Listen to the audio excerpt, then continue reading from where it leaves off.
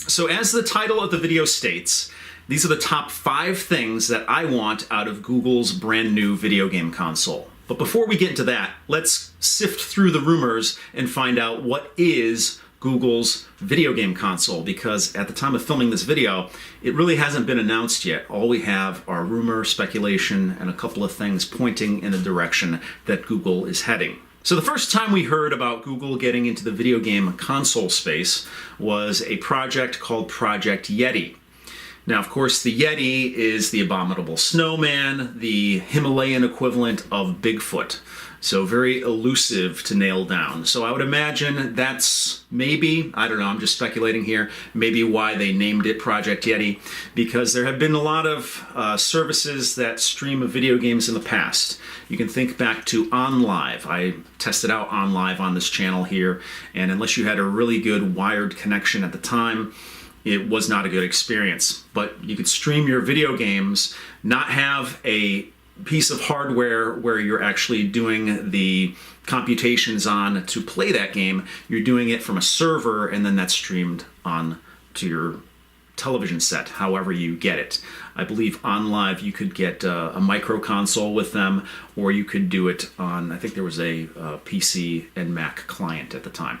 I didn't have a lot of good experience with it, but OnLive was the first. Gaikai was another one, which Sony purchased and turned into PlayStation Now, which is still being run today. So you can stream video games currently. But in my experience, you don't want to do a wireless connection with it, and you have to have a good home internet, wired internet, to get a good experience out of it, and still there's a little bit of a lag. So I would imagine it's sort of a mythical thing that they're chasing to nail this down. And if anybody can do it, Google is one of the companies that can do it. So Project Yeti was the first we heard of this, and then late in 2018, we heard of Project Stream, which was where you could play Assassin's Creed Odyssey in your Chrome browser. Now, I didn't sign up for the beta on that. I did not try it out, but from what I hear, if you have a good wired internet or high-speed internet, it played very well. So there have been a couple of things that have been trickling out about this console, the first of which are the renders of the controller. Pretty much it was coming from a patent about how a controller is going to receive notifications and communicate with their service, and it has a diagram of a controller on there. Any renders you see are not official renders. So a lot of people are already saying, well, that controller doesn't look comfortable. They're already critiquing the controller. But at the end of the day, it's not the finalized design. So let's wait and see what the finalized design is. As it stands right now, it's very similar to an Amazon Fire TV controller. It has a very flat face, and it has that microphone button on the front. But regardless of what it is, we'll find out what it is actually when the announcement is made. So I'm not going to concern myself too much with the controller itself. The only thing is that the controller looks very conventional. You have the offset analog sticks. You have a D-pad. You have the buttons, the front face buttons. You have bumpers. You have triggers. So pretty much anything that you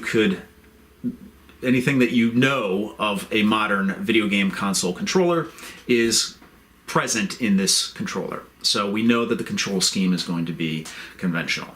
So another piece of information that came out is that Jade Raymond has joined Google as a vice president. Now, if you're not familiar, Jade Raymond has a long history in video game development. She started off at Sony, she worked at EA, and she worked for Ubisoft, and I think she headed up the first Assassin's Creed game and worked on the second one. She worked on Watch Dogs and one of the Tom Clancy games. So she's going to most likely be an integral part of this brand new Google video game console. So every console has a code name. And the code name of this video game console of Google's is Metallurgy. Now, metallurgy is the study of metals, and coincidentally, Chromium, which is the basis of the Chrome web browser, Chromium is the open source version of Chrome. Chromium is the element, the metal element. So the study of metals, metallurgy, I would imagine that this entire console concept is going to be a component of Chrome. Chrome is going to be the driving force to get it to you. Now, I'm not basing this off of anything but Google's track record and what I see. So Google's track record is they're not really huge into hardware. Sure, they do sell you hardware. They'll sell you a Pixel phone. They'll sell you a Pixel book. Just go on their website and they'll do that. But primarily, Google is a services company. They want you to bring your device and then, interact with their services. Of course, Android is a step in between, but again, they're supplying Android and then another company is selling you the hardware. So there have been rumors that there are two versions of this Metallurgy video game console. One is basically a thin client that works on your end to take your input, maybe reduce input lag, and then communicate with the servers. The other version of this Metallurgy console is rumored to be a full-fledged video game console. I've heard more powerful than the Xbox One X. So to me, that really powerful box, that conventional box, really does not fit in with Google's track record. I don't believe that that is going to be the case. I believe we're going to be dealing with a thin client that is going to be taking your input in, using computation in your living room to reduce input lag, and then all the heavy lifting is going to be done on a server on the back end. That's what I believe is going to be happening here. So typically somebody's going to buy a video game console because they have an allegiance to the brand. You have people that love PlayStation, you have people that love Nintendo, you have people that love Microsoft Xbox. But what about Google, who's getting into the game for the first time? There are people who love Google, but they aren't typically gamers per se because Google really doesn't focus on video games. There's probably some overlap on a Venn diagram somewhere where gamers who, love Google are going to buy this device, and they will probably buy this device. I'm going to purchase one out of the gate because I want to review it. It's interesting. It's one of the new technologies out there that is interesting to me because we're heading towards an area or an era of video game streaming, and it's just starting right now. So I'm interested in that trend. But what really sells video game consoles to anybody who does not have an allegiance are video game exclusives. Sony has their exclusives. Microsoft has a few exclusives. Hopefully they're gonna, change that. You can pretty much play anything if you have a gaming PC that you can play on an Xbox, but that's for another video. In fact, I did a video on that. But and Nintendo has their exclusives. So typically what somebody's going to do, if they don't have an allegiance to a company, they're going to buy a game because they like it. Typically that'll be an exclusive, and then they will play all their third party games on that same console. So Google knows this, and they are going to have exclusive games. Now, they worked with Ubisoft on Project Stream, and they had Assassin's Creed Odyssey on there, so you could expect probably they're going to be bringing Ubisoft games to this new Google game console platform. But what was rumored was Sega. Now, Sega has a big back catalog of franchises that they're not really using these days. So it's going to be interesting to see, because Google has the big, deep pockets, what they're going to be paying Sega to make exclusive for this console, because that is what is rumored. So in conclusion, the new video game console from Google is going to be the Netflix for gaming. At least that's what it's been touted as. You're going to be able to stream your games to your Chrome browser, to your Chromecast, to this new video game console, maybe to your television set, to your PC, whatever. It's all rumor at this point. We'll find out next week as to what it actually is. And next week is GDC, the Game Developers Conference, that is on March 19th, and they're going to be streaming this keynote, Google is, at 10 a.m. Pacific time, and that would make it 1 p.m. Eastern time, which would be when I'm going to be watching it. So if you want the concrete information, see that. I'll probably make a follow-up video to this as well. But it's going to be interesting to see. So now that we got that out of the way, let's get into the top 5 things that I want to see out of Google's video game console. So the first thing I want to see out of this video game console from Google is affordability. So, as I mentioned before, the way I envision this is that this is going to be a box that is in your living room, or you could use your computer, your Chromecast, whatever. So for the box itself, I'd like to see it below $100. Now, if Google is going to do what I think they're going to do, they're going to apply the cell phone model to this new device. And that would mean sell you the product up front, maybe at a loss, and then get everything back on the back end through your monthly subscription.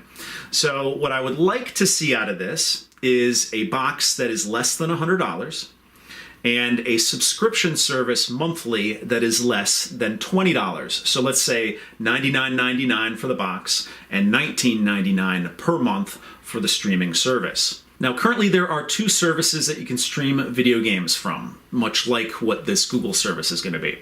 The first is PlayStation Now, and PlayStation Now costs $19.99. I think that is a sweet spot. Of course, I would welcome any price less than that, but I think that's the line where you don't want to go above.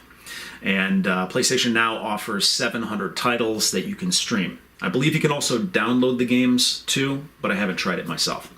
Another service is sort of an upstart service called Shadow, and I have not been able to find out how many games they have in their catalog, but their price is a little higher. They are $34.95 per month to stream video games. They also offer a thin client device at your, where you can play your games off of, as well as playing it off of your PC. You can try them out for $29.99, I believe, is the introductory price. But I think that's a little high. I think $19.99 is a sweet spot. The only other thing I can use as a comparison is Xbox Game Pass, which is not really game streaming. It's just, if you pay $9.99 for a month, you're able to play from a pool of a little over 100 Xbox titles, but you download them to your Xbox. So it's a little bit different, but it's in the similar space. Microsoft is going to be debuting their own streaming service, which again is what makes this very interesting. Even Amazon is going to get into the game. So this is going to be a very interesting trajectory for video gaming in the next few years. But Microsoft's service is going to be called xCloud, and I'm sure later this year we're going to find out more about that. So as we covered before, this Google device, this Google console, is going to have a dedicated controller, and that controller is very conventional, and that's great. But if you're into PC gaming, you know that the mouse is a superior method of control, at least for looking around in a game, looking around and aiming. So for me, I kind of draw the line at I'll play a game with a controller if it's a third-person game, but I prefer to play a first-person game with a mouse. So for me, I would like the option with this Google console to play the game with a mouse. Strangely enough, I'm probably not alone in this. I know several people that are like this. The one thing that keeps them from playing PC games is the keyboard portion of the mouse and keyboard. So personally, I think that a keyboard is inferior to a controller, but the mouse is superior to a controller. But it's difficult to play with both of those things. You have to hold one controller in one hand and map all your keys to that controller, and then you have a mouse in the other hand. It's very kludgy at the moment. What I would like to see is a company come out with a real solution, and that's what I want out of this video game console, even though I don't think it's going to happen, but I would love if this would happen with this Google video game console. So I'd like a mouse in my right hand and a device like this in my left hand. Now this is the PlayStation Move navigation controller. I actually use this for PC gaming. You can get these very cheap. I've seen them for $1.99 at GameStop and Game Exchange. They're a little more pricey online, but still they're very cheap devices from what they were originally. And you hold it in your hand and you have a trigger, you have a bumper, and you have face buttons on it. So I can use this to navigate around, and then I can use this to aim and look around. So I would like to see somebody, even if it's not Google in this case, so I'd like to see somebody come out with a solution like that. Of course, Nintendo had a similar solution, but not a lot of people want to point a mouse is a little bit better. Maybe you could develop a lap pad that you could use that mouse on. But that's what I would like to see out of this, even though I would think it's sort of a long shot for this happening. I would like to see that control scheme available. So Google has a history of looking at a market, sticking their toe in that market, seeing how things go. If things go well, they continue with it. If things don't go well, they'll cut their losses and move on to something else. Sometimes they'll even make multiple things in certain areas. I want to see Google take this seriously. Now, from their aspect or their end of things, entertainment is huge and video games are bigger than movies. They make more money than movies. So there's a lot of money to be made from Google's end. So take this seriously. But from my end, why I care as a consumer is, number one, competition makes everybody better. Obviously, this is coming out, the Google service. PlayStation Now is already here. You have Microsoft coming out with xCloud soon. You have Amazon getting into or there's rumblings of them getting into the space as well. Maybe Apple will down the line too. They always follow suit with something. But this is the start of something big. I think this is where gaming is headed, for better or for worse. If you're a physical game collector, that's a discussion for another day, but I think this is where things are moving in the video game space. I think it's exciting technologically. That's what kind of interests me, and it's going to be interesting to see. But I want Google to take this seriously. They have the money to do this right, and I want to see them do it right. So this new service is being touted as the Netflix of gaming. Now, if you're not familiar with Netflix, if you're one of the few people who are not familiar, maybe it's not available in your area, Netflix is a service that you pay a monthly fee to, and you get to watch their entire catalog of movies and TV shows. They have a lot of exclusives on there as well. So the template is there for this to be the Netflix of gaming. It's going to be a streaming service with exclusives. So there's a couple of pitfalls that come with a service like Netflix. The first of which is that typically a video game is going to last longer than a movie. Maybe not longer than a series, but longer than a movie. A TV series. So, you can sit down in an evening for, devote about 2 hours to something and complete a movie. With a video game, if you're a busy person like myself, you might be playing a game for a month. You might be playing a game for 2 months, depending on, whenever you feel like it and whenever you have the free time to do it. So with video games, it's more akin to series, a TV series that is on Netflix. Now, Netflix is known to add new content and jettison old content. You might, in 1 month, be able to watch something on there and not be able to watch that same thing on there in the next month. So that is one of my concerns with a service like this. If you're playing a video game for a couple of months, you don't want to start a game and then find out that you can't complete that game because, well, it's no longer on the service. So there are pitfalls to these kind of streaming media services. So I would like to see the availability on this new service from Google, the availability to purchase games, to actually buy the game and have access to it just like you would on Steam. You would still stream the game because the way I'm thinking of it, you're not having this console in your home. You're having like a little thin client in your house, but you have the availability to stream that game still if you purchased it. So I would like to see not only the streaming options, but options to purchase games on here as well. So as I mentioned before, Google is paying for exclusives. They're paying Sega for exclusives. Well, something that's close to my heart is Silent Hill. And Silent Hill is pretty much a dead franchise at this point because Konami, the company that owns the rights to Silent Hill, they created it, they have moved on to other things. They're primarily in the video game space. They do have many segments of their business, but in the video game space, they have moved on to mobile. And they do a lot of pachinko machines and things like that for arcades in Japan. So they really have put Silent Hill on the back burner. It's a dead franchise at this point. So this sort of is in line with the controller on my wish list here. It's sort of one of the more pipe dream things on my wish list. But I would love to see Google put the money down for a Silent Hill, a true Silent Hill game, a brand new game, or maybe even a remake of Silent Hill 2. We saw Resident Evil 2 have an excellent remake done recently. I would think that there's only money in the bank for Google and Konami if they could put together a Silent Hill brand new game in the Silent Hill franchise, or a remake of Silent Hill 2, or even Silent Hill 1. Any of the Silent Hill games would be great. Not so much the latter ones, or even the PlayStation Vita one. Personally, my personal favorite is Silent Hill 2, but I would love to see Google put the money down for a Silent Hill remake or a brand new game in the franchise. So that's going to do it for this video. I find that making these top 5 lists is sort of exercise for my brain. I like doing them. They're a brand new feature here on this channel. I'd like to hear back from you and find out what you think about it. Also, I would like to challenge you to make your own top 5 list of what you would like to see out of Google's video game console. It's fun to do. I'm going to be doing more of these videos on the channel here, and I'd like to hear what you think. Even if you don't want to make a top 5 list, just tell me what you think about this new feature here on this channel.